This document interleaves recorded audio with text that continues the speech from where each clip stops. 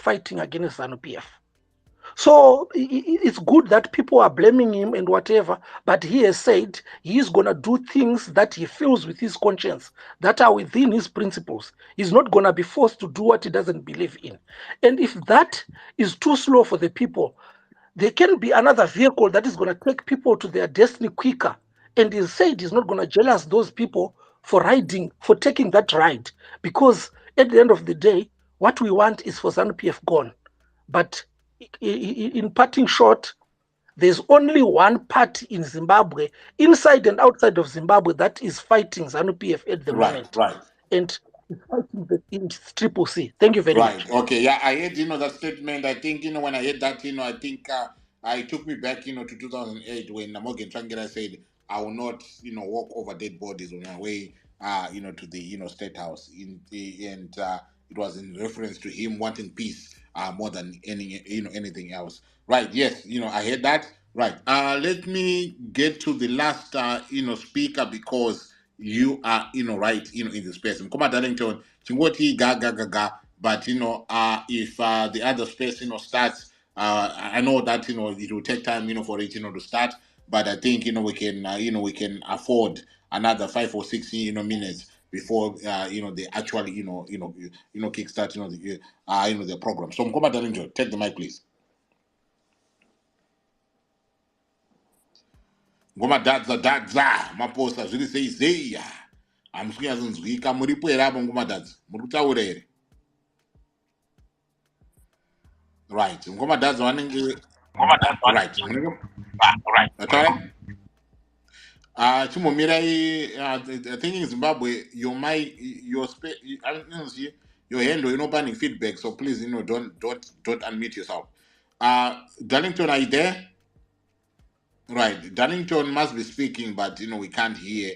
Darlington. But ladies and gentlemen, I think if I can call it a halftime, if it is possible for me to call this, halftime, I think we should, just end this, for now, and then give way for the space, that is coming. I know that most of you guys, you're looking forward, to that space, because we are also eager, to want to find out what is actual, position. Sometimes, when you hear these, written words, you might not get to know the actual, position until somebody really interrogates, those, written words.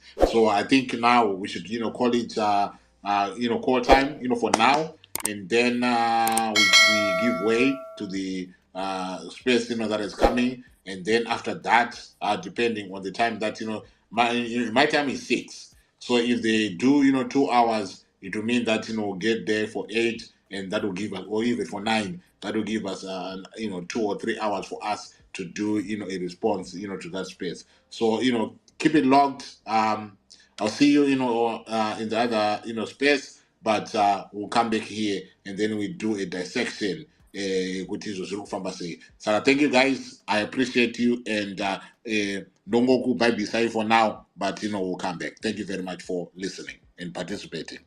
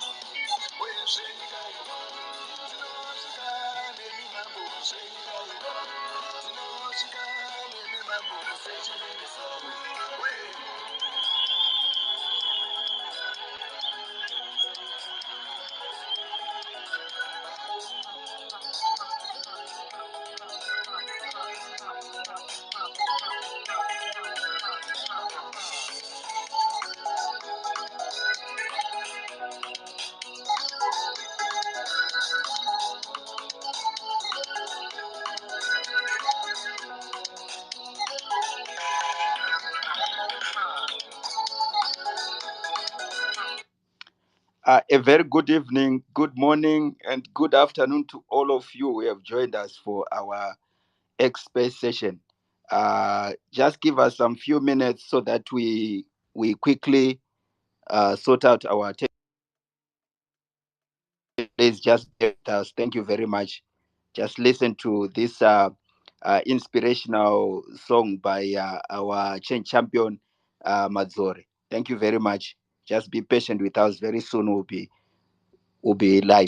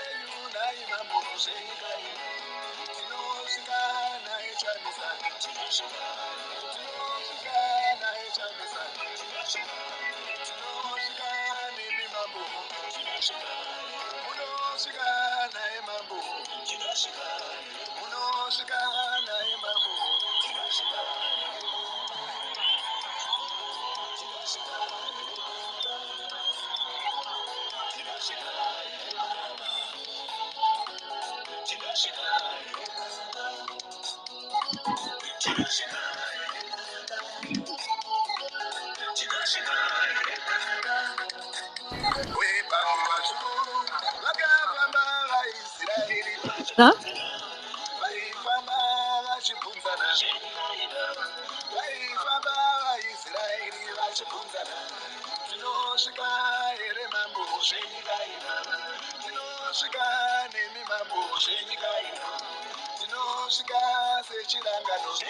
Host. Hi, host. Can you hear us?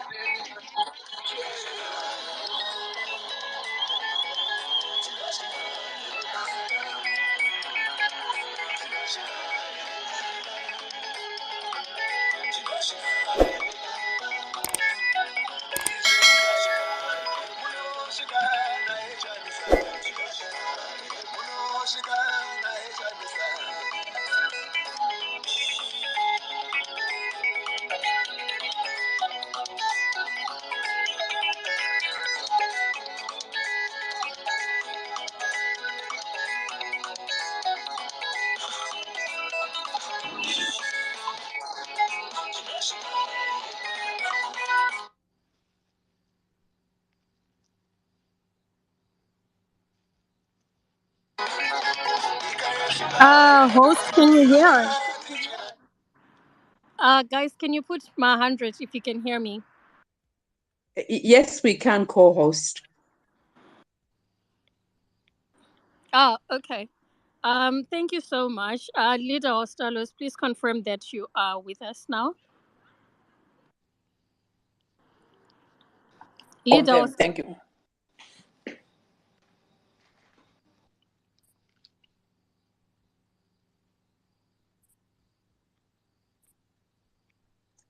Thank you so much. So I think that are you here, co-host? Because you sort of went silent. Okay, thank you. Yes, I'm here. Sorry, it's just that I'm outside. I'm still at work, but yeah, I'm outside. So thank you guys, everyone. Welcome to the Constitutional Crisis in Zim, Recalls by Elections and Dialogue. The person that's going to be speaking to us today is Ostalo Siziva, who is one of the youngest Zimbabwean progressive politicians. Who is also currently the Deputy National Spokesperson for Citizens Coalition for Change. He's currently a member of Parliament for Pelanda Vachavalala constituency. So what we've come together to actually discuss is for people to be able to question him and so that he can also answer. So we understand that your questions and concerns of great importance to the Triple C in a time where there's a lot of misinformation and a lot of like terrible attacks from ZANU PF directly and also through proxies. So, ladies and gentlemen, before I ask the guest speaker to speak to us by just also answering just 5 questions for him before we ask people to come up. She is also going to be helping with the co-hosting. And thank you so much, Leader Ostalus, for joining us. Leader Ostalus, can you hear me? Thank you very much. I hope All can right. you confirm you can hear me? Yes, I can hear you. So what we're going to do is we're going to start by going straight into the questions because we know that we have very limited time. The first question that I have for you, Leader Ostalis, is actually regarding all of this that is happening. Please provide a brief overview, firstly, of the party Triple C. How did it come into existence? And what is the connection with the MDC alliance led by Advocate Nelson Chamisa in 2018 and the current Triple C? Please go ahead. Thank you very much. First of all, let me thank fellow citizens who have joined us here in this important conversation. Thank you very much. I hope you can hear me. Yes, loud and clear. Please go ahead.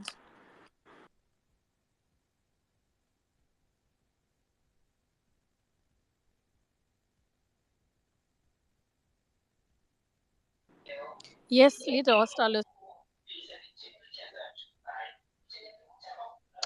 I think we have to fix the issue of the co-host can fix the others. People have unmuted their mics.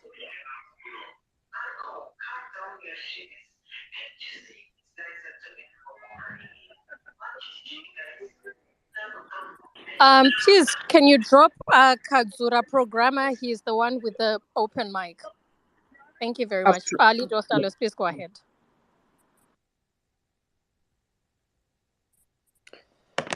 Thank you very much. I'll quickly answer the question that has been put forward.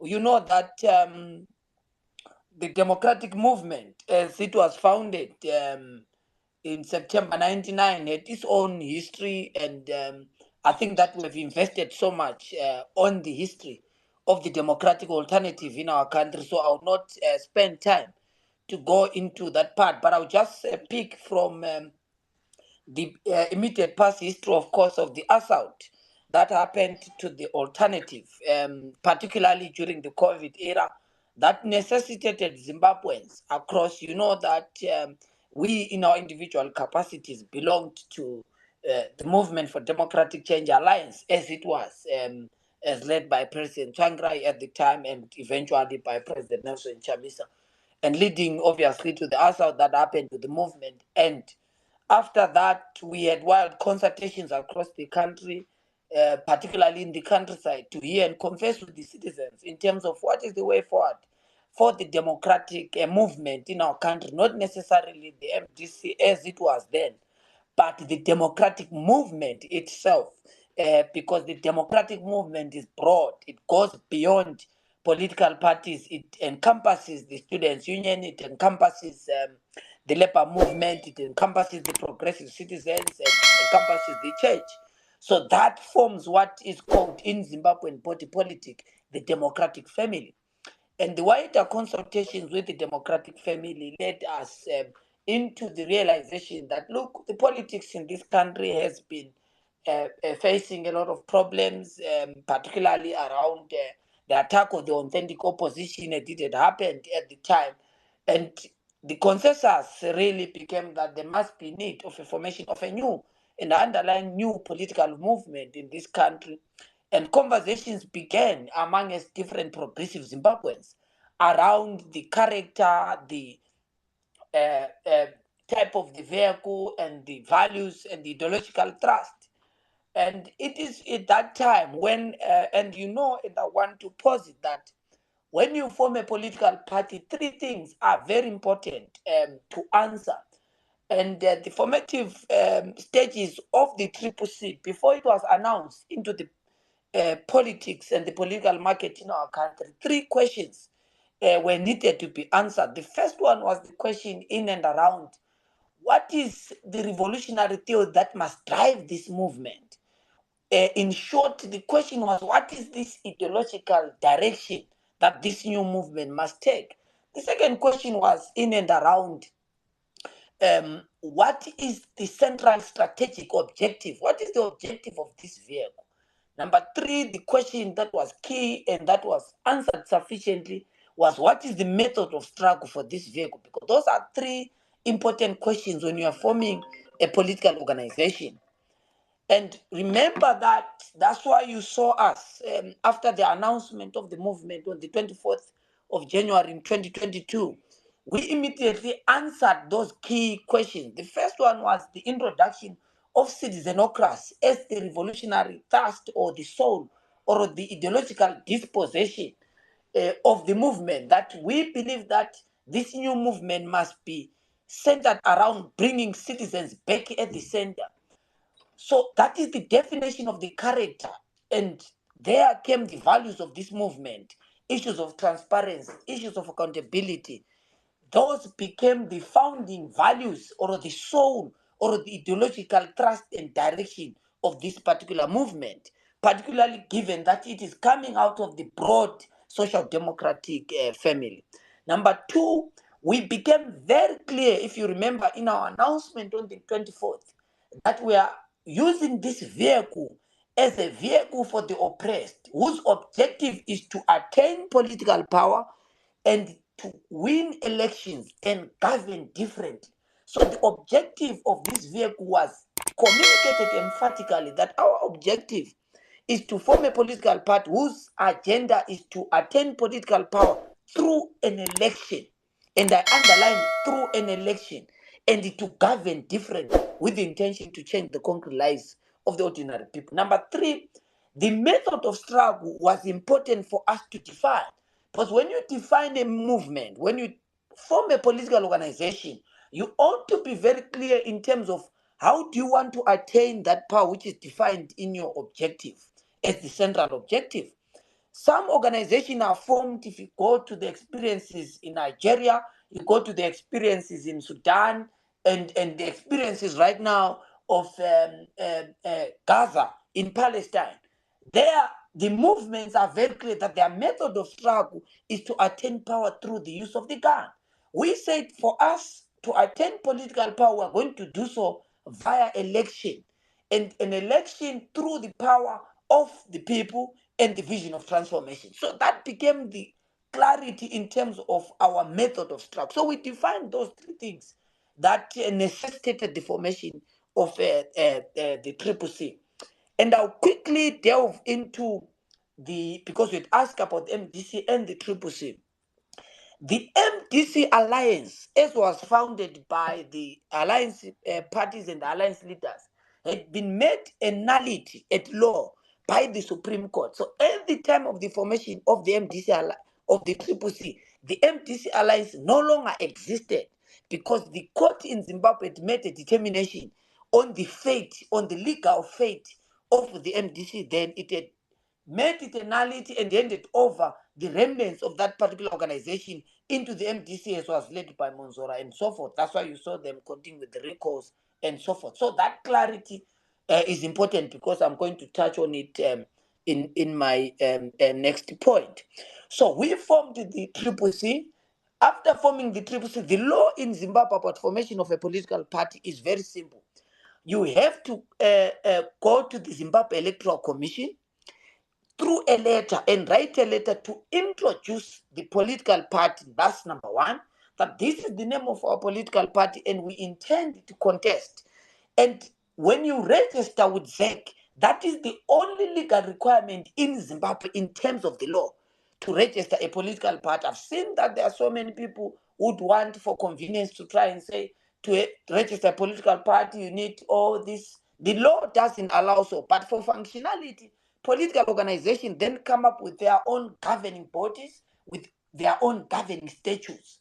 But the law of the land requires that you go to the commission, you register your political organization, and then define your unique symbols. And that is one of the most important things that the commission requires, to then put before ZEC that this is the symbol of our organization for the purposes of the election. After which, when ZEC then calls for all these other processes through statutory instruments, as they come, that is second stages like nomination of candidates, the bringing of candidates, and more importantly, then a gazette is made at law by the commission so that the party that had identified itself as this particular movement. Why it is important when the law says you must bring your symbols and your descriptions of your party and your offices. They do so that when any other individual go to the commission and say, I have a party named this, there has to be a distinction because they will say in our database we have this party and therefore we cannot allow another party that comes and say we have such a symbol. So that is important because that has been the tradition. If you go and check the history of political parties, that's why you had some parties with almost the same name by changing and putting in the form of the MDCT, the MDCN, and all those things. Because at law, there have to be that particular difference either by the name or particularly by definitions and descriptions of the symbols. So we did all those procedures and made sure, because we knew of where we were coming from and the experiences in the democratic struggle for the past 2 decades. So it is at that stage where we made sure that we register with ZEC and make sure that we reinforce and protect our organization, and did so in terms of the laws of our country. And we proceeded to make sure that we introduced CCC. We won in by-elections, proceeded to communicate, and that our members in parliament and all these parties also being there in parliament with their own leadership, as it were, proceeded to again to do the same process to go into the 2023 election. And it's important because before we went to election, there were a lot of debates and discourses about whether CCC, given the nature of the pre-electoral environment, should CCC contest elections or not. And we were very clear in terms of why we participated in the election.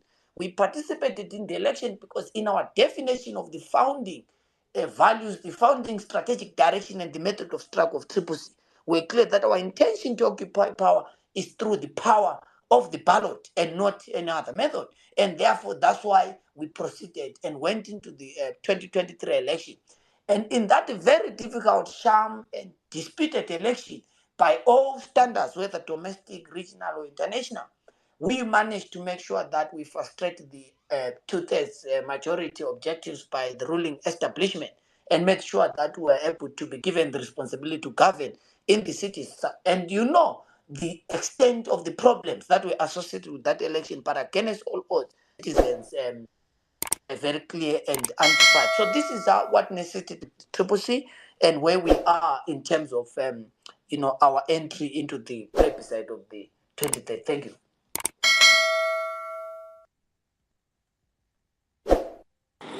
Thank you very much, Leader. I think that is actually quite clear. And if I just want to say that if people have any questions, please hold on to your questions. When we're done with these 5 questions, then we'll open up the floor. I think my next question to you would be, in terms of the recalls, you have also just hinted at. In terms of recalls, will CCC survive? What action has been taken to protect the party? Because I think that's one of the most important questions that people are interested in. What has the CCC done?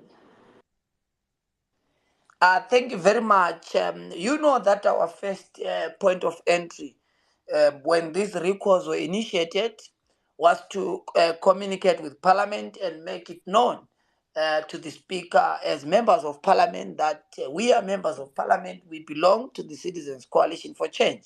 And the letter that you are reading, Mr. Mdenda, does not come from our movement. And you know that what came after was the attack on our members of Parliament. Riot police were unleashed on us in Parliament, leading to our suspension from Parliament by the Speaker. Something which was very problematic because at law, when there is an issue, there must be a committee that sits and a decision must be made in terms of the conduct, rather than a unilateral decision by the Speaker of Parliament to effect all those other things that were effect as punishment to our members of Parliament. That as it may, we then proceeded to make sure that we write to the Speaker of Parliament and confirm that this is the correspondence channel that not just had been introduced, but had been communicated to the Speaker prior. Remember that we went into the by-election, and soon after by-election, we had to write to the same Speaker to confirm our correspondence in 2022. And when we confirmed to the Speaker acted on our letter and understood where the communication of CCC must be coming from. And it is on that basis that we appointed a chief whip after the by-election, and on that basis that we had our representative leadership in Parliament and committees and all those other people that were deployed just after the by-election of the new political organization. So in the same vein, we communicated again to the Speaker in terms of who our communication channels are going to be going in the party. But more importantly, we also had communicated to the Commission in terms of who communicates from CCC. So we immediately took a route to make sure that we engage the Speaker on the matter.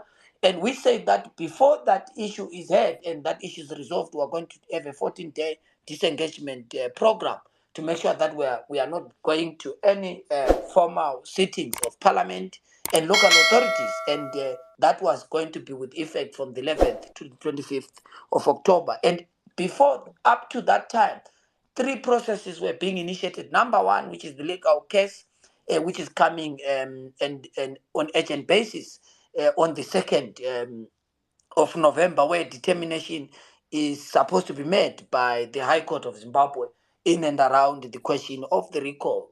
Secondly, of course, was the engagement. We set a delegation to have an engagement with the Speaker of Parliament, particularly in the front of members of Parliament, because the party mandated specific individuals who sit in the SORC to go and engage the Speaker to clarify that the Speaker acted on error and therefore the decision has to be reversed. And there were acknowledgement, of course, on the part of the Speaker, but I won't speak so much on that because it's the issue that is in course. And thirdly was, of course, to engage the regional and international parliamentary forums, because we are members of those forums, and it's important to have engagement at that level to ensure that sanity is restored, particularly in Parliament.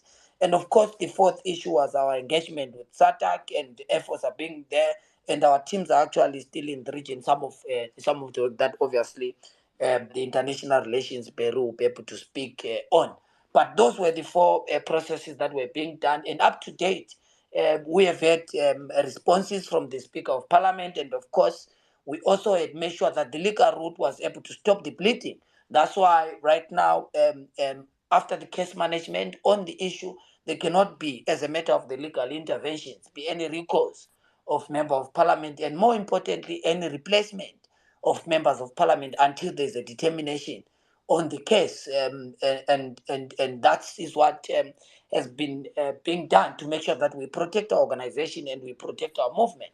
And of course, the engagement with the Commission itself, particularly to make sure that we're able to protect our members of Parliament and councillors who are deployed on the basis of proportional representation, and members of the Senate, to that regard. So all these cases are in court, and of course, we are very clear. We are very happy with the work that has been done with our lawyers to ensure that we're able to protect our members. And that's why we then obviously took decisive stage and decisive political stance to make sure that we're able to protect our people. We've obviously had our members of Parliament and councillors continuing with our engagement in communities, because we said ourselves, the political decision to disengage from parliamentary and council sittings must not jeopardize our community work. So that's why we were focused on those issues. Thank you, because I think the most important thing that I was going to ask, I think the most important question that I was also going to ask you, and I hope that you don't feel like I'm really just throwing all the jabs at you, is that, Parliament and Council disengagement, 14 days over, like what's next? I think that's, today people go to Parliament, like there's just like a lot of misinformation around that. And again, I hope I'm not really just throwing all the spears at you, and you're happy to just answer so that we can have at least the most brutal questions with the most honest answers. So please go ahead with that. Of course, there's no need to be apologetic. I mean, we are a democratic alternative, and we must face all the questions of the time so that we're able to answer the existential issues facing our country. The disengagement was going on for 14 days with the intention to make sure that we have the issues resolved. And part of the engagement processes, both at the political level, particularly with Parliament, and of course at the legal level, in our respectful view, has been able to make sure that we're able to protect our movement and protect our organization. And we have said since that disengagement has lapsed yesterday on the 25th, we are going to be reviewing that particular decision, particularly in respect of the fact that this issue is before the hands of the court, and it will be immature for the party to make a political determination on the basis of an issue that is in court. We know that there are people who have certain reservations and opinions around the justice delivery system in our country and the role of the judiciary in terms of the attack on the authentic opposition in this country. But we're a constitutional party, we're a party that understands that at all material times we ought to understand the responsibility on our shoulders. That's why we've made a political determination that we have to review the decision, particularly in the interim, communicate in due course with the citizens in terms of the next political action that we are taking and the political decision that we are taking. Look, there are two options in the table, and I want to be very black and white so that citizens are conscious and are understanding. And that decision cannot be made wishy-washy. The first school of thought is obviously that there is a general feeling by our people in the current consultations that the party must withdraw in total from any government activity that is in council and that is in parliament. And the second school of thought is obviously around making sure that we're able to protect our movement and be able to exercise our responsibility as was given by the people.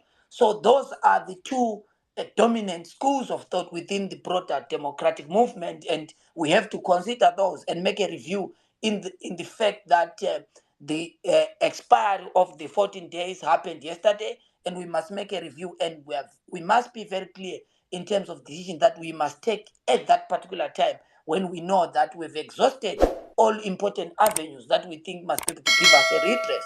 So we cannot put the cart before the horse in terms of having a political determination on our engagement in council and in parliament when we've not finally and satisfactorily engaged in terms of other avenues that we think and remedies that we think must be taken. I hope I'm clear on that one. That's all right. Patricia, my co-host, do you have any questions that you feel you would like to also ask? Yes, thank you so much, the co-host, and thank you very much, Champion of Status, there for all the answers that you've given to the very difficult questions that you've been asked. Now, my question is around the upcoming by-elections, and I know a lot of people have been asking on social media, and they are really keen to understand whether the party is going to participate in those by-elections. Look, the question in our respective view can't be about whether we're going to participate in the by-election or not. The big question is whether there are going to be by-elections or not. That's why the question should be, because the law in this country is very clear. For there to be a by-election, is either there is death of a member of parliament or resignation of a member of parliament or a recall made by the sponsoring political party.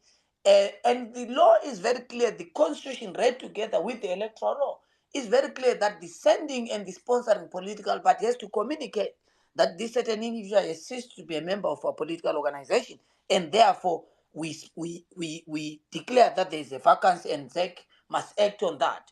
So what you see, as I've articulated in the first, in terms of what necessitated the so-called illegal recourse, was because the speaker acted on error, and therefore the proclamation by Mr. Mnangagwa is an unconstitutional act because it is born out of an action that is illegal. It is born out of an action that does not follow due process, because the law actually mandates the Speaker of Parliament to ensure that he is abreast and satisfies himself in making sure that all the key parties on the issue are engaged, and so that he makes a determination.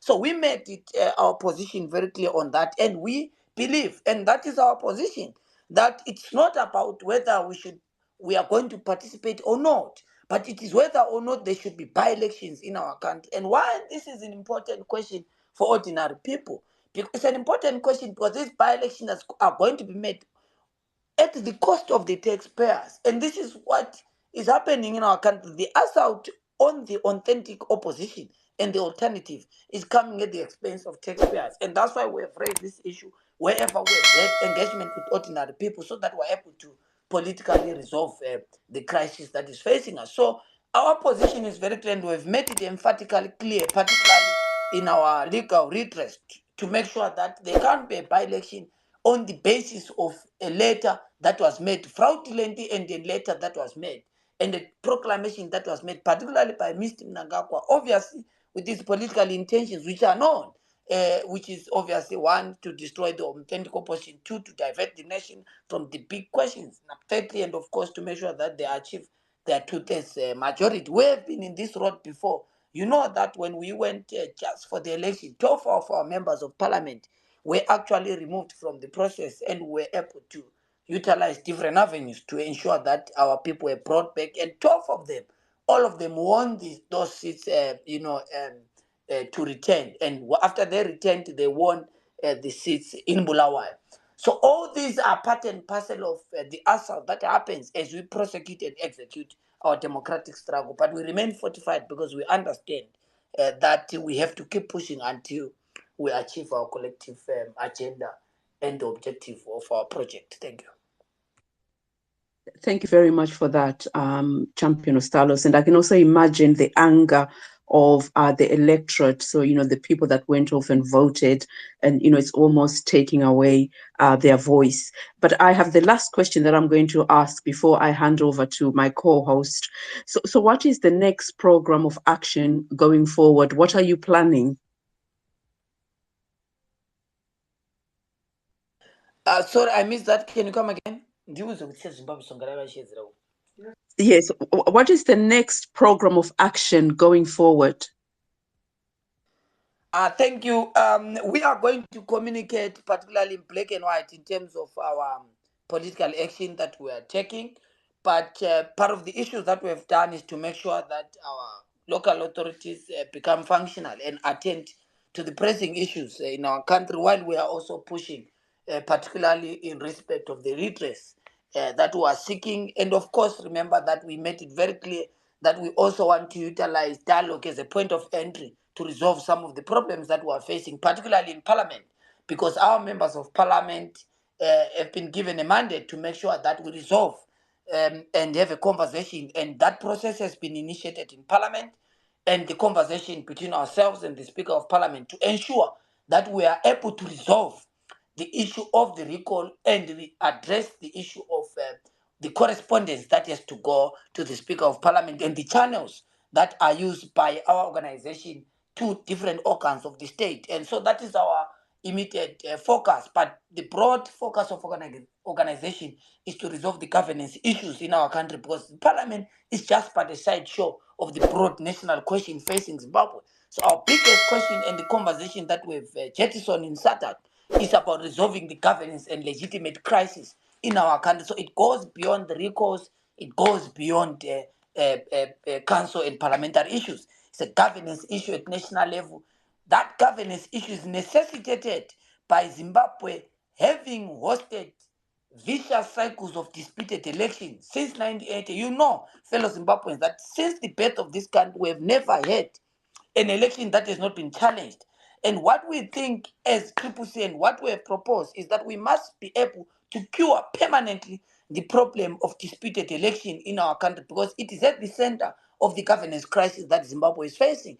And that's why we have put forward our proposition around a broad-based dialogue, not among its political parties, not in between CCC and ZANU-PF, not on the basis of sharing trimpens and trackings of dictatorship, but on the basis of agreeing as a nation to say, how do we end these vicious cycles of disputed election? In 1980, we had a problem with the election of 1980 and the election that came after, the election in 2000, 2005, 2008, 2013, 2018. All these elections have been challenged politically and have been challenged in courts, including the election that just ended. So we have to cure permanently as Zimbabwe, hosting and always having elections. Zimbabwe is being pushed into this vicious cycle of elections that leave society divided and united. So we are very clear in terms of how we problematize the Zimbabwean question. We think that we must resolve the governance question. But to resolve the governance question, we ought to resolve the question of how we conduct elections.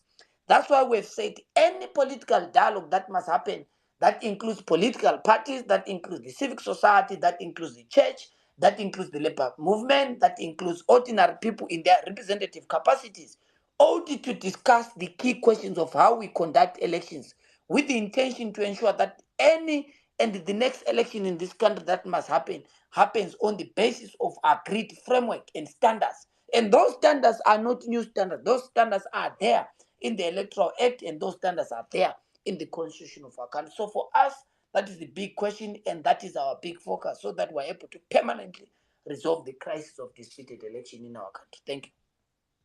Thank you so much for answering all of those questions. Over to you, co-host. Thank you so much, Patricia. I think what we're going to do now is we're going to have, because we are 30 minutes in, so we're left with 30 minutes. I think we have to open it up to people. I would like to precisely say that please use your 45 seconds wisely. I don't think this is the time to tell stories. If we can just stick to 30 to 45 seconds, Comrade Ostalos, if you can get just a pen and paper, so you can at least, so 5 people will ask questions, then you answer. 5 people ask questions, then you answer. If you feel that your question has already been asked, please do not repeat it.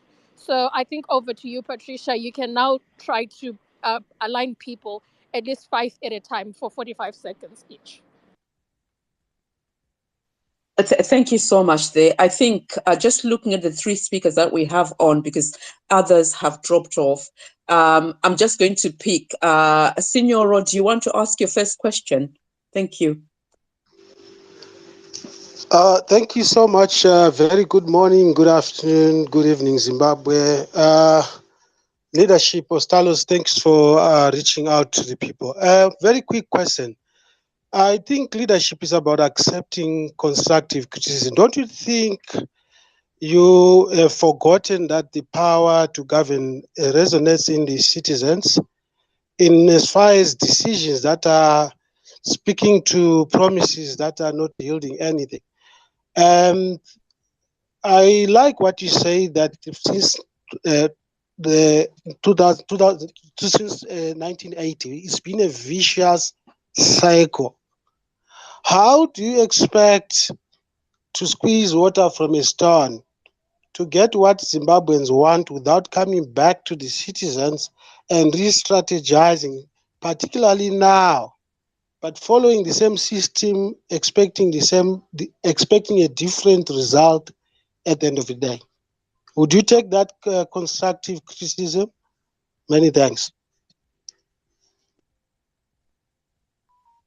Thank you for that. I'll take the next question. Please, can you make sure that you keep to the 30 to 45 seconds? Thank you very much. I'll come to you now, D. Mogi. Please ask your question. Thank you very much, hosting. Actually, it's not a question. I want to say to Gift Ostalos, please be articulate when you are putting across what you want to say. Okay, what am I alluding to? You cannot go off and say that you're going to cure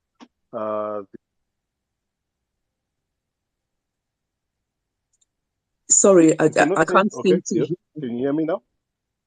Can you hear me now? Yes, we can, but this is about asking questions. Can I just stop you there, please? If you do have a question to ask, please do ask the question. Yes. If you don't, sorry, if you do not have a question now, I have. Yes. You can come back later. Yes. My question is, can you be specific? Okay, I think they're connecting. Please, can we be respectful to the space and to, try and ask those questions because of our time. If you do have comments and if we have time at the end of the questions, we can come back and take on board the comments. I will now go to Seke. Please go ahead and ask your question. Thank you, host and co-host. Greetings to you, Champion Gift. My question is around the court proceedings on the 2nd of November. Assuming that the court decides that it's an internal matter and it gives the power to interim SG with the imposter to organize a congress, which gives him the power again maybe to do further recalls. What's your response on that? Thank you. Thank you very much for that, Seke. I'm going to now come to Mabuku, if you could ask your question. And then the last question will come from Michael. So that'll be 5 questions in total. Thank you. Thank you, co-host. Siziba, good evening. Mapoko here. My question, if I can point maybe to the elephant in the room, which is Chabangu. We know him as somebody who is engaged in opposition politics.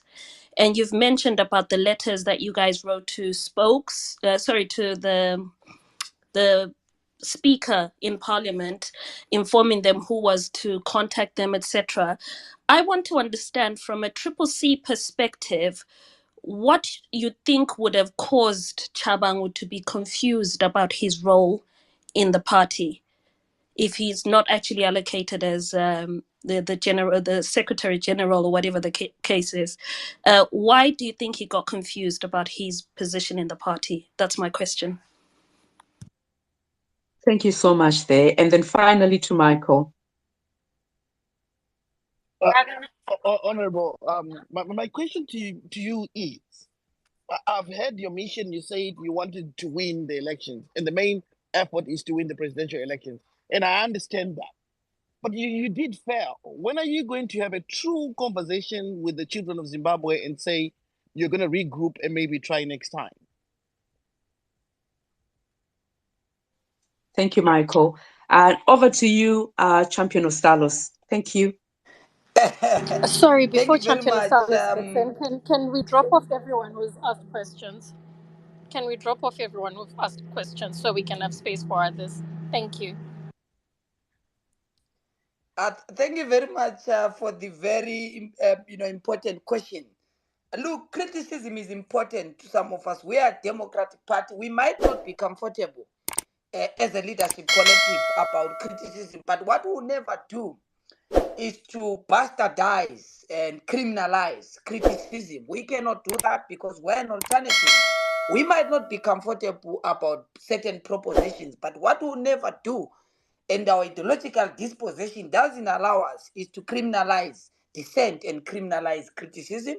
And it's important because out of different opinions and views, and in fact, the reason why we hosted this space as a movement is to also harvest the thoughts and the thinking and opinions of the people in this particular micro-blogging site. Because remember that we're having engagement.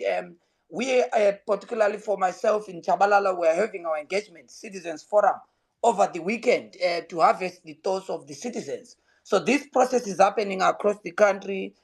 Just yesterday, with these processes in Seke and other areas where citizens are being engaged around the way forward, because we're a mass movement.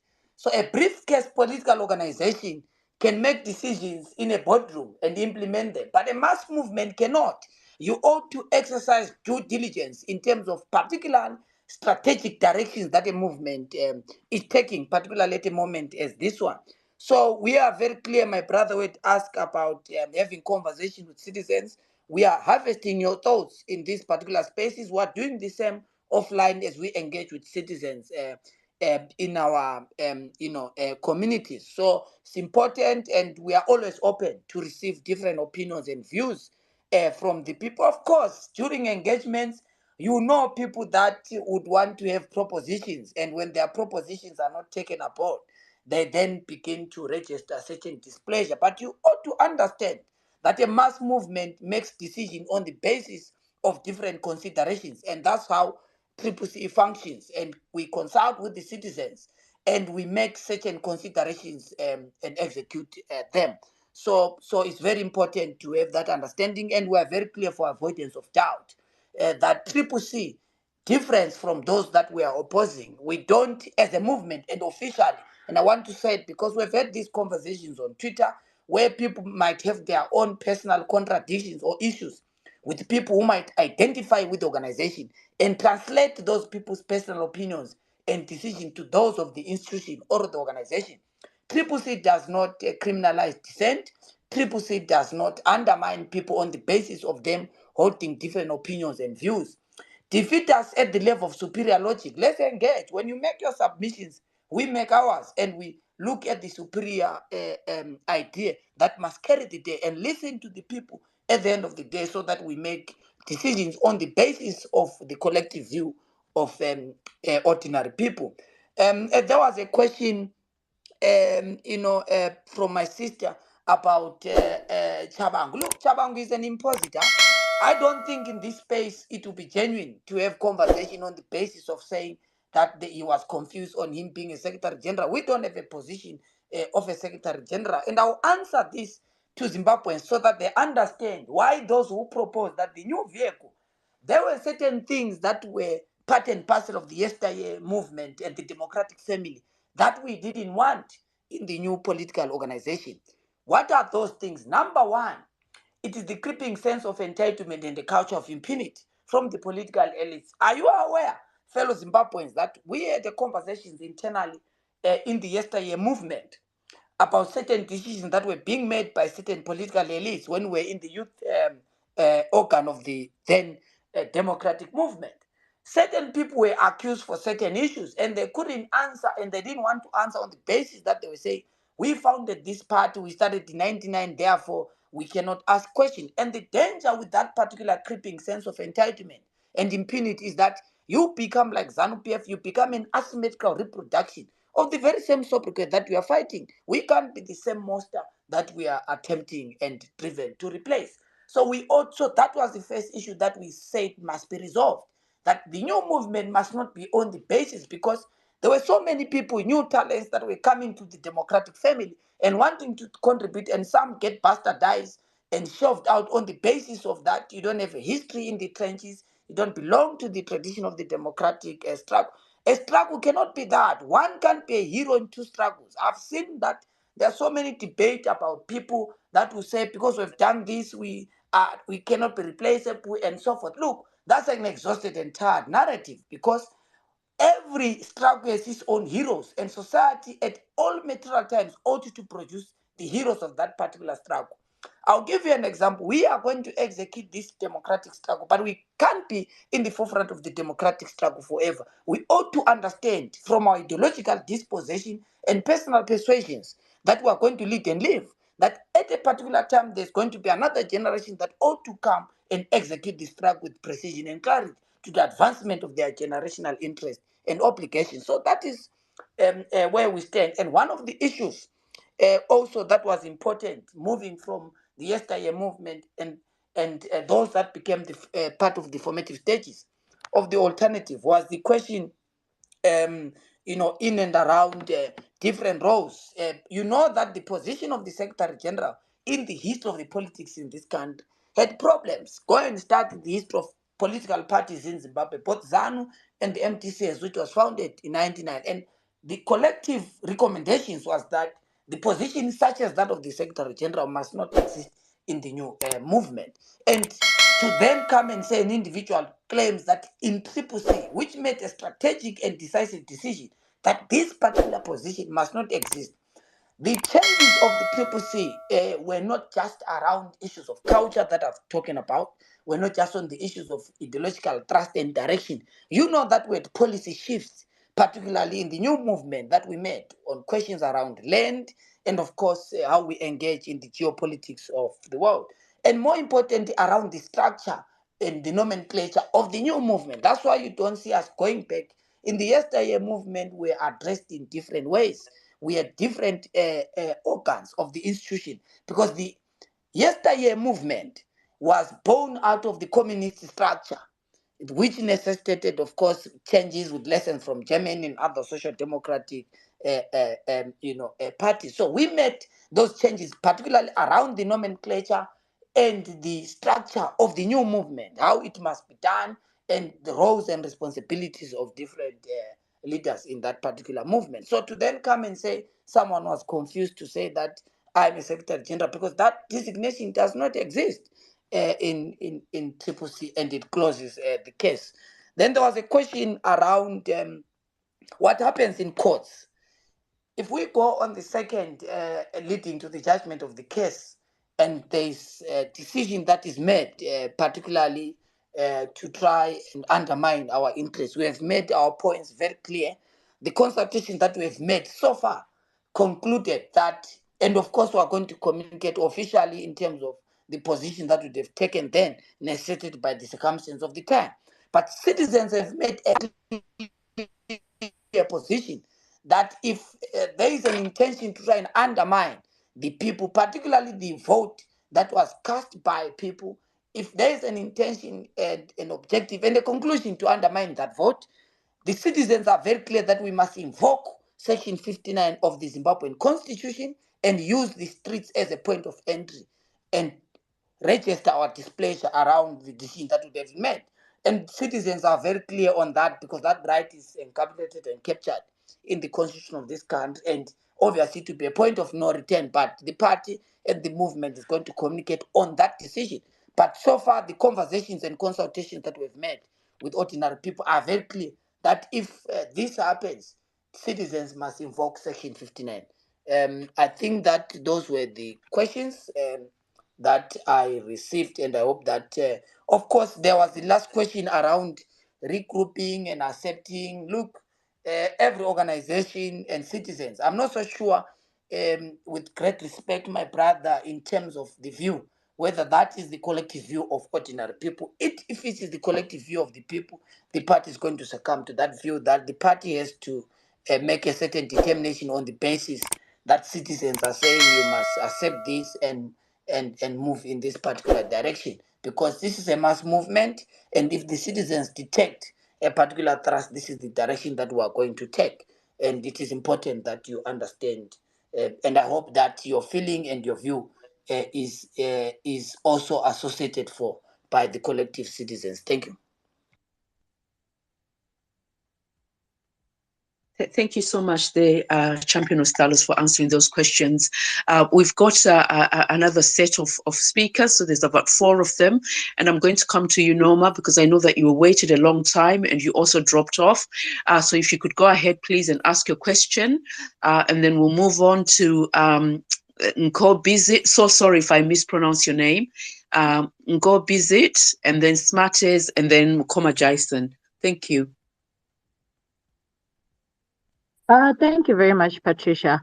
I just want to bring back the question because I feel it was disingenuously answered. So to give context, let's not go back to the MDCA as a far memory, but let's look at just a very near memory of a party spokesperson self-announcing and self-installing, and that being the new way of doing with Promise Mkwananzi on the day of elections, which rendered Fadzaima Here not the party spokesperson.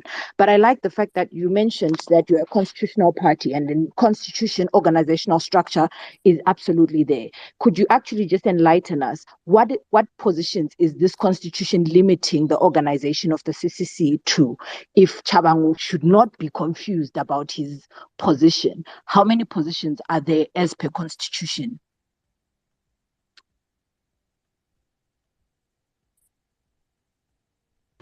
Okay, thank you. Thank you, Next. Norma. Thank you, Norma.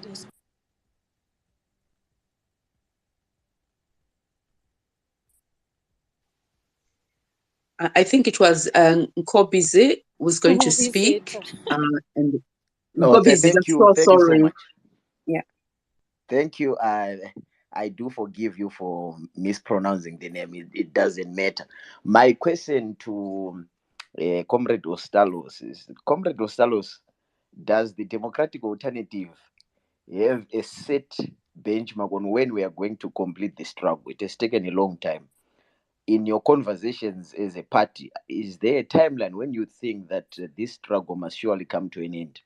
We can't be in a perpetual state of struggle. Then, number 2, the last question is, what is the party doing to ring fence itself against the intrusion of persons like Shabangu? Because we don't know who will rise tomorrow and claim to be a treasurer of the party and claim to be or even claim to be the president of the party. So what is going to be done to ring fence the party against the intrusion, not only of ZANU-PF through surrogates, but of any person who can wake up tomorrow and claim that they are representing the Triple C? Thank you.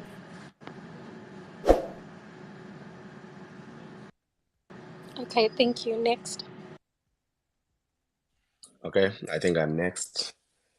Honorable Gifts Ostalos, thank you so much for coming through to the space and the moderators.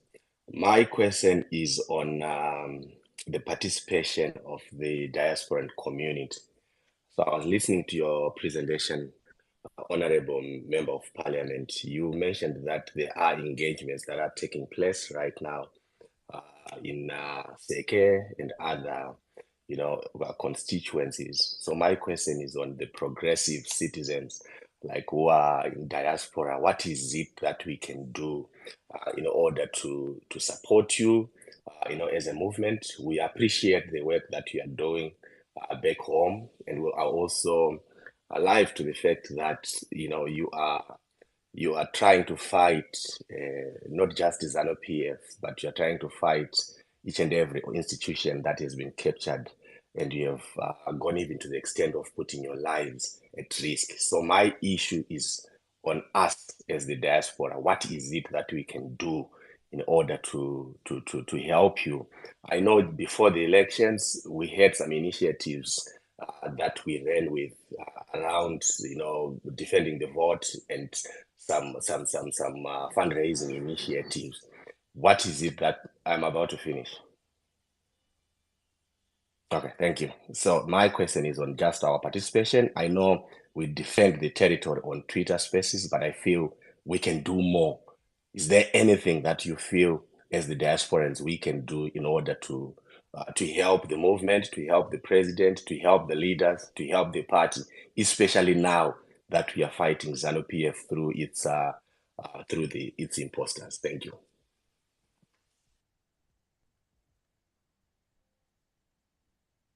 Okay, now Mkoma Jason.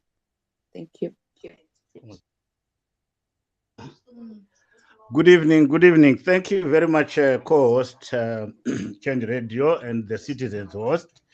I just want to say before I follow on the question, I want to appreciate Honorable Ostalos for, on behalf of the party, for actually coming forward to interact with the diaspora, especially on Twitter. My question really is just a follow-up to what Smarters was asking. I know we've got solid structures in the country. I know consultations are made every day now and again, but I think the only problem that remains is that I think is what Smarters were talking about, the participation of the diaspora. The diaspora is key in terms of media, in terms of information dissemination, in terms of fundraising for the party. And I think it is high time that you try to ensure that at least there is some form of, because I know at home, I know the structures start from the cluster leaders, coordinators, and all that. I think we need something of that sort, maybe again in the diaspora, so that we can have a coordinated approach in terms of fundraising, a coordinated approach in terms of even when people want to do demonstrations and all that. So that is where my question is based. But I want to thank you very much, because it has been a problem, because people try to ask questions. We don't have, nobody has got the answers. And now that you have come forward to answer people's questions, that is greatly appreciated. Thank you. Thank you. I think someone's mic is open. For the 5 is G Much. If you could go ahead, please, and we'll hand over to Champion Ostalos to respond. Thank you.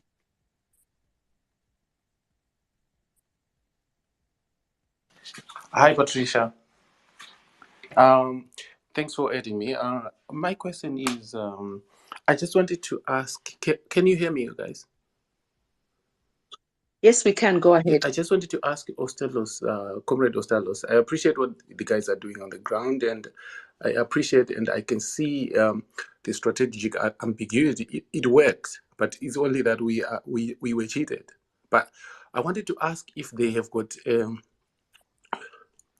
it's called a crisis conflict resolution department, where conflicts are resolved and things are resolved amicably before they explode. I understand the terrain that the guys are working in, and I understand, a lot of people are doing politics of the stomach, but do they have that sort of a department? That's my question. Thank you very much.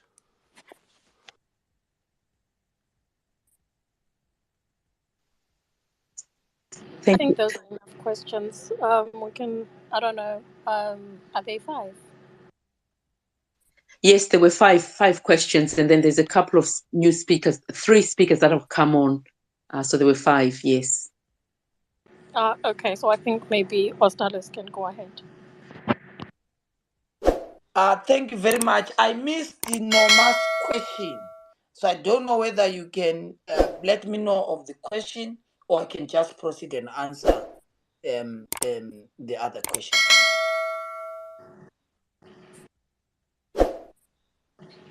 Okay, I've just requested for her to come back up, but you can go ahead with the other questions while she's accepting the mic.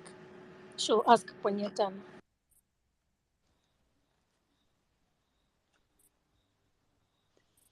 Okay. Thank you very much. Okay, maybe Norma can. I said, I appreciate you saying a lot of institutional memory in the distance of MDCA, but I wanted us to bring back the memory of a recent past where, on the day of elections, a party spokesperson announced themselves and immediately became a party spokesperson. On what basis was that done if Chabangu cannot do the same thing? But you also clarified that you're a constitutional party. And within a constitution of any form and kind, we know that organizational structure is defined very clearly. Please advise us, to what limitations do these positions count for? Do they count for president and spokespersons only, or they make up of a broader organizational structure?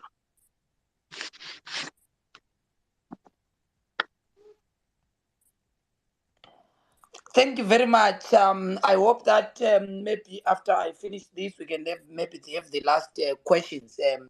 But thank you very much for the brilliant question. So I'll start with the question from Brother Mlambo on timelines. You know, Brother Mlambo, as a student of history and of course as a student of modern scientific thought, that struggle, as was articulated by Marx, to struggle is our reality. Human beings, particularly revolutionaries from one generation to another, are permanently involved in a process to struggle, because the intention and objective of a struggle is to change the realities of ordinary people. So it is almost impossible to put particular time frames, but programs of action have time frames. So on clarity in terms of our intention to occupy power is defined by the cycle of elections. So it is very clear in terms of the programs that associate themselves with that broad struggle.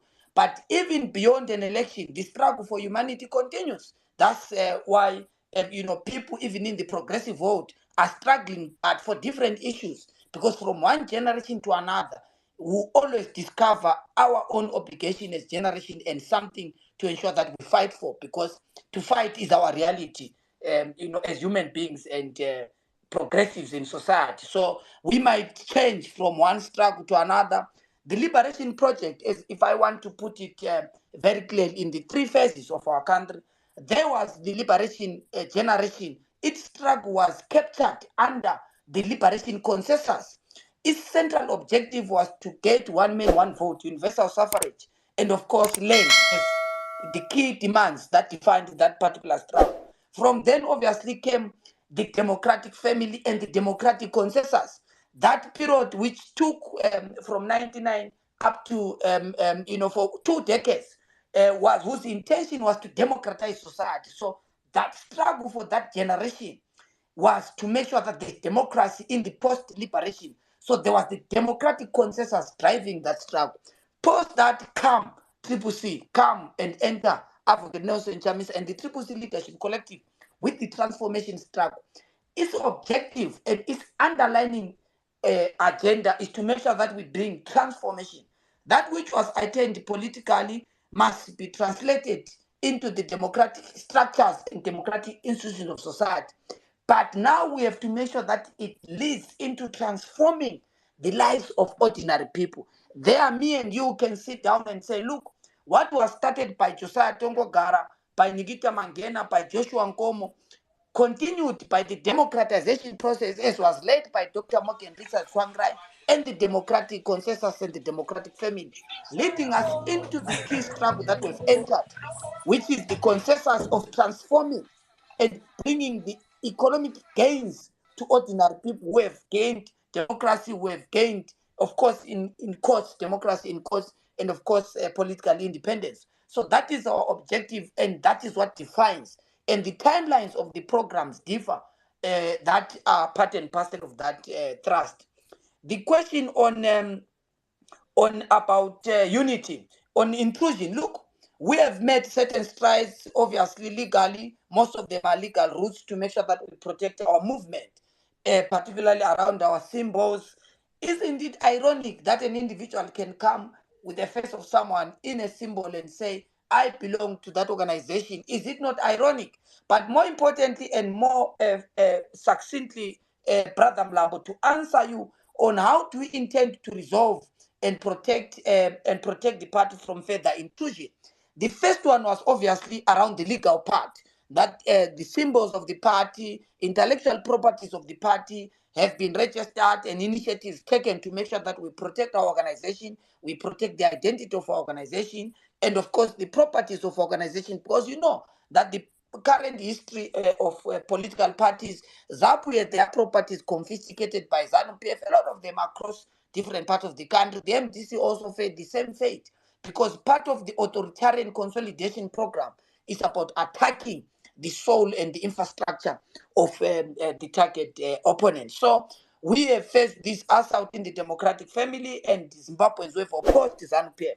And the only way to protect that is to make sure that you are able to patent the key intellectual properties that belong to the movement. But secondly, Brother Mlambo, also we have said politically now, from the legal side, it's obviously what I've talked about, but politically, we have to make sure that we are able to unite our forces, because unity is key and acts as an important buffer against further intrusion and political decay of the alternative.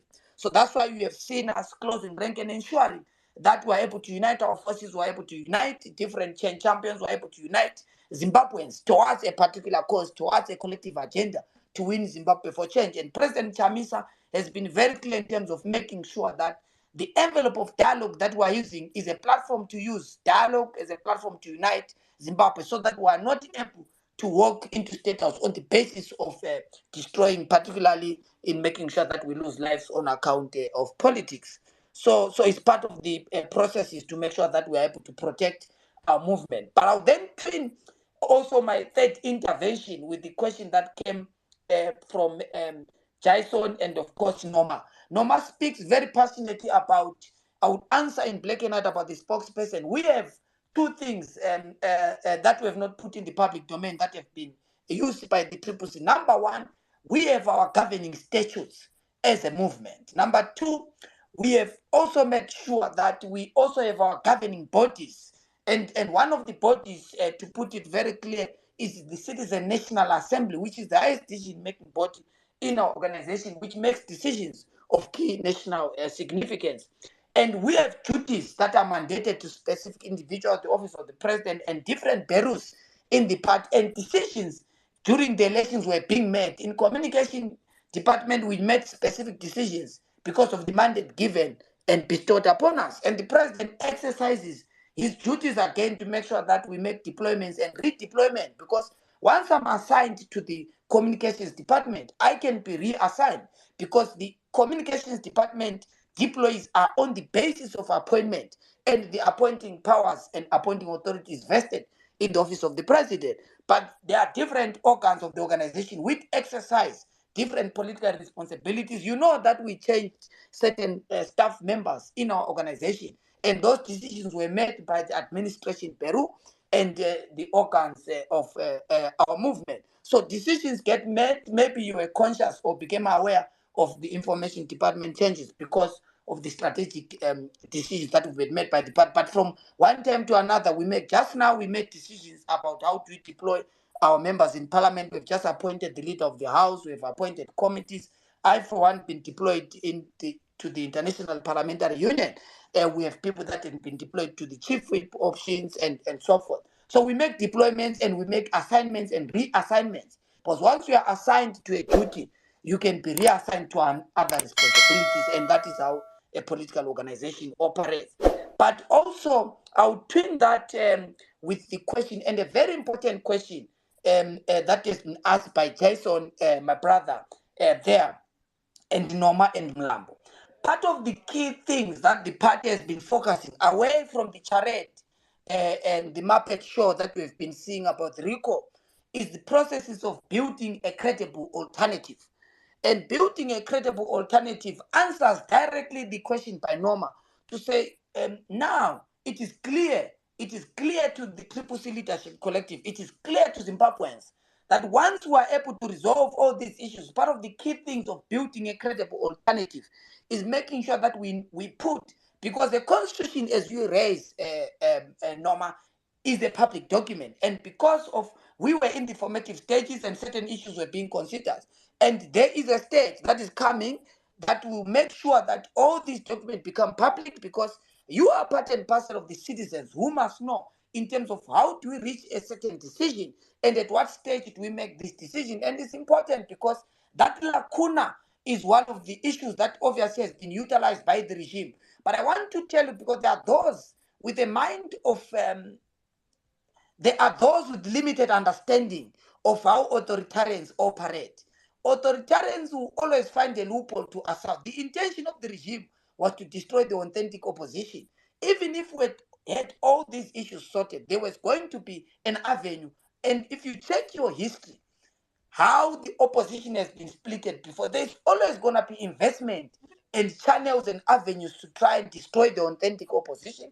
But we have reached a stage in terms of our program of action to make sure, so you are going to be seeing in time to make sure that our websites are public, accessible to the people. I was just viewing, because that is within my department, viewing the website of the party and all the necessary governing statutes that have been uploaded there and reviews, and we've been consulting with certain people who are experts to make certain changes in our website. So all this ought to be there, so that if you want to participate, we make it known how do people join the authentic opposition, what are the colors of the party, what are the values. And we're going to see also some of us being redeployed to key offices, because part of the important programs of action we are taking is to build the soul of the party, what we call ideological class consciousness, to conscientize Zimbabweans, because what you see right now is a society without a soul. So we ought to invest in political education so that Zimbabweans understand where we are coming from and where we are going. So we are going to be investing there on the School of Ideology and Training, because it is important to have people whose objective is to educate the people, because we were told that to the extent that the masses are not conscious, the leadership is to blame, or the vanguard. So we have got the duty to make sure that we politically educate our youngsters, we politically educate young people who are going to take over the reins of authority in our alternative in terms of the future and governance of our country. So we ought to invest that. And you are also going to see Triple C pronouncing itself in terms of key issues. You are going to see alternative cabinets coming in. You are going to see, the issue of the structure being resolved, because processes are conscious and are aware in terms of how to interact with each other, and we are able to resolve our issues, because this time and the time has come so that we're able to resolve some of the process, but they're going to come at the right time, communicated by different bureaus of our organization. So that is where we are, and it's important, because building a credible alternative means this is what ZANU represents, what you represent. So alternative policies are going to be very key in that particular process. You are going to see people given the responsibility to make sure that they speak on issues that affect our people, on electricity, on energy, issues on agriculture, and so forth. So deployment is going to be very key. And to answer Jason, to be very clear, at a certain stage that is going to be communicated, you are going to see the rolling out of how we are going to be constituting the party, because it's a mass movement and we are building it from below, because the yesteryear movement was bloated at the top, where a lot of people constitute the top, but we are building a mass movement, and the important investment must be building the base. So once we build the base, what we call as our structures or leadership that are there at polling station level, because we agreed that we must build our movement twinned with the electoral boundaries and processes. So we are building from there in terms of the leadership question of our party. So it's very important. And lastly, there was a question from Brother Smart. That's a smart question around the role of citizens.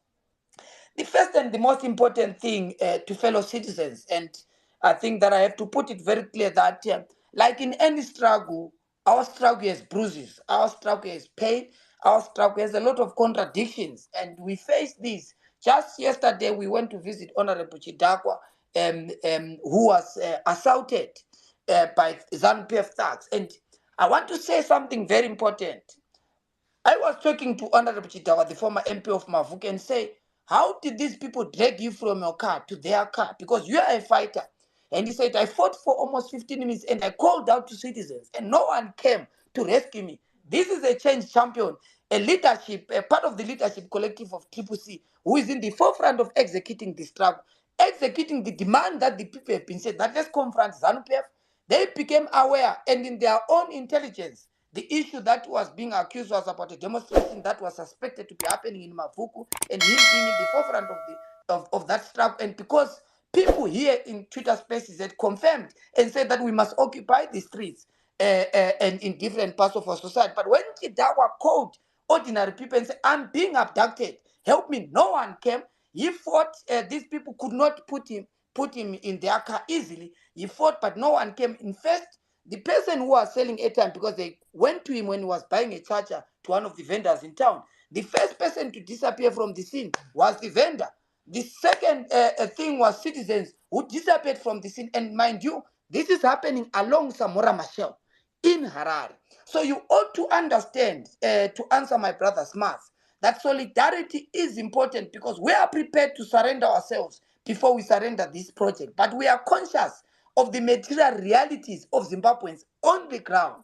That's why we cannot be pushed to say, look, you can decide to say, let us take this particular task, but we understand the realities, the concrete realities on the ground, and we ought to make sure that we organize ourselves if we are to make certain and necessary steps. So we don't have to say no, because emotionally we are affected by the assault. There is no struggle without bruises. The Liberation Project did not lasted longer than it was anticipated by revolutionaries, because there were always going to be setbacks. Your base is being bombed, people get killed, people get abducted. That is the nature of struggle. That's why we are permanently engaged in this struggle, as long as our people are still living a life worse than the dogs of the rich. So we're executing this struggle, but we are conscious of the realities on the ground, and we ought to have a mix of these particular interventions that are being proposed and the realities on the ground, so that we're able to protect our people and we're able to know that the revolution is ready to be executed in a certain gear than the gear that we've been pushing.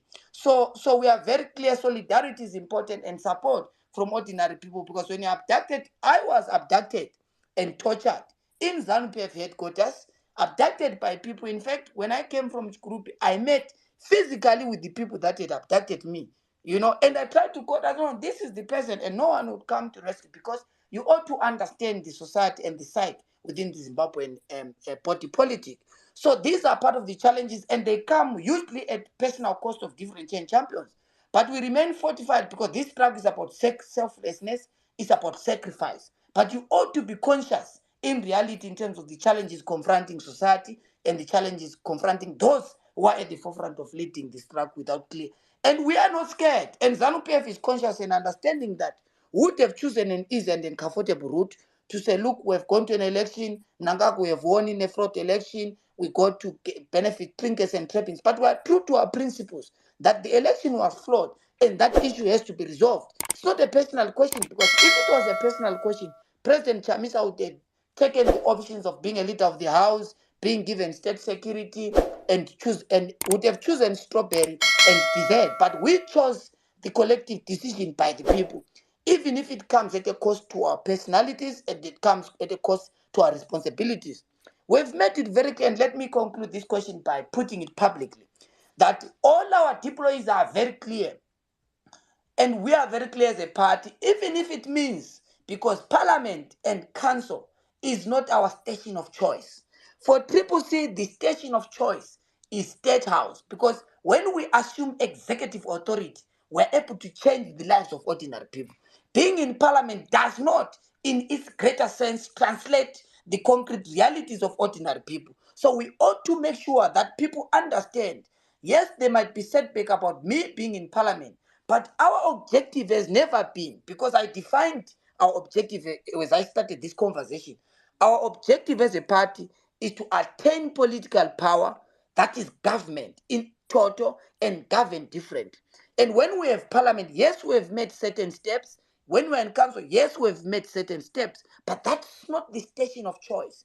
The station of choice is make sure that we occupy government, and on that basis, we're able to implement our policies. We're able to change the lives of ordinary people. So being recalled, being removed from parliament by the regime, not by any of these impositors and people that you see roaming the streets and claiming to have power, when we all know in terms of the people behind the recalls, it is ZANU-PF, and if ZANU-PF decides to close on that space, if ZANU-PF decides to close and vote and put a vote of no confidence on elections and democratic processes in this country, let it be so. But do we stop to advance the struggle? No. Do we stop because we don't have members of parliament? No, because that is not our objective. Our objective is to make sure that we occupy power, and when we occupy power, we are able to use it to change the lives of ordinary people. So I hope it sufficiently answers all the questions. Maybe I can take the last round so that we're able to conclude this space. Thank you very much.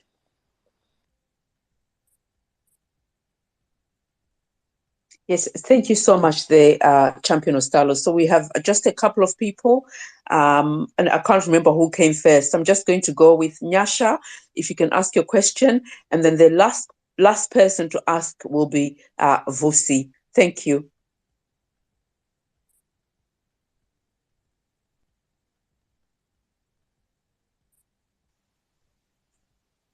Nyasha, can you go ahead, please?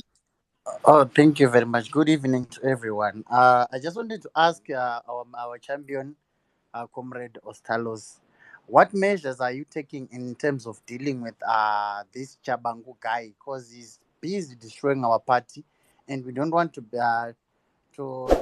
let history repeat itself, of which it happened in MDC. What measures are we taking? Are we supposed to go after him, or are we taking the legal route? Thank you very much. Thank you, Nyasha. And now Vusi, please. Okay, good evening, champions. So I think I've two questions. Good evening, Comrade Postales.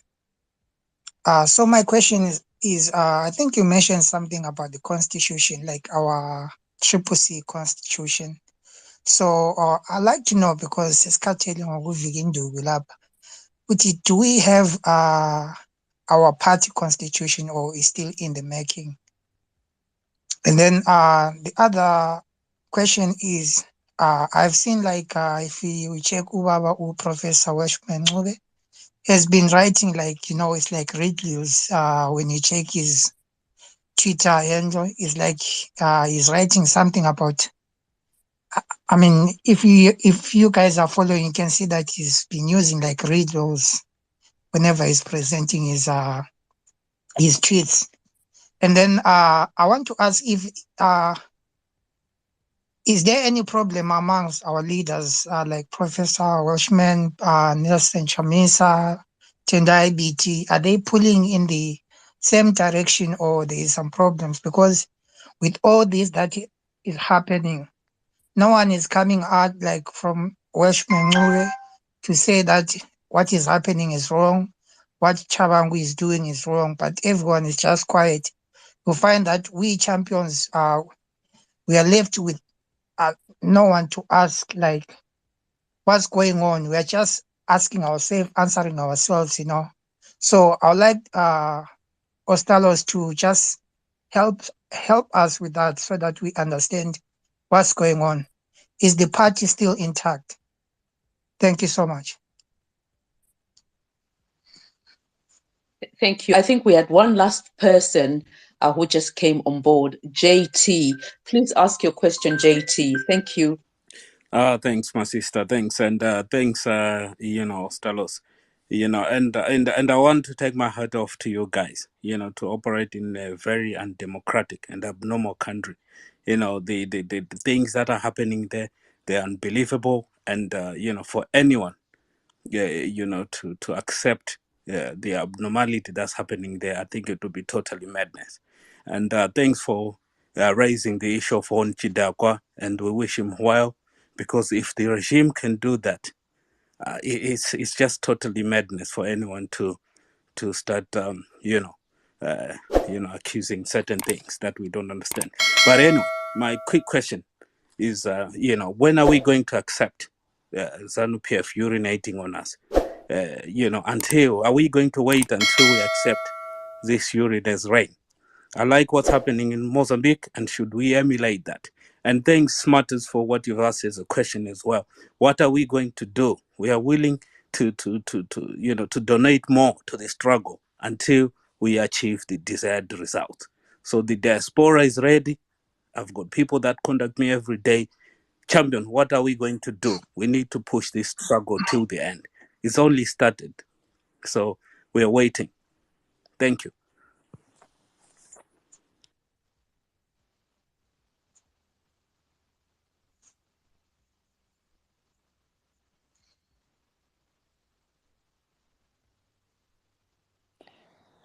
Thank you very much. I think that my first response is to the question around Chabango. I think that we exhausted that, unless there are other specific questions, but I think that there's been cleared, and the party is working around the clock to make sure that we are able to resolve some of these issues that I talked about around the symbols, around the party's name, around the abuse of our party logos, our addresses, and so forth. So that is being taken care of at the political and, of course, at the legal level. The other question, of course, very important question around the constitution, I think I spoke about it, you might admit it, is part and parcel of our building of a credible alternative and solidifying the movement as it were, as was founded. So President Chamisa, different change champions, the movement, and the leadership collective are actually pressed with the issues and seized with the issues to ensure that we build a credible alternative. One of the things that we want to do is to build a modern political organization. That was one of our post-election agendas, to build a modern and a credible political organization. So I know that our technical people, like I was saying, that just this afternoon we're reviewing our website, and our website involves all these documents, the governing statutes of our organization, and we're going to launch it so that citizens are able to access it and they're able to contribute into the movement. And we're also going, of course, part of the broad post-election agendas in the agenda to build a credible movement is to make sure that we focus on recruitment and mobilization of citizens, where we're able to translate some of our supporters into core members and leaders of the movement. So we are going to be engaging certain citizens, some publicly known, some not, to become part and parcel of this citizens movement so that we can all contribute. Because at the end of the day, fellow Zimbabweans, this is the movement of the people, and we have to do everything to the best of our abilities to make sure that it is a turn for everyone, and people with competence and capabilities are given the responsibility to lead our movement in different zones and different capacities. And you know that the movement is broad. You are also going to see us coming into the diaspora to make sure that we solidify and build a credible chapters across and bureaus across the region, particularly in South Africa, in Botswana, and of course in Europe and in different parts of the world. So we are going to be exercising and initiating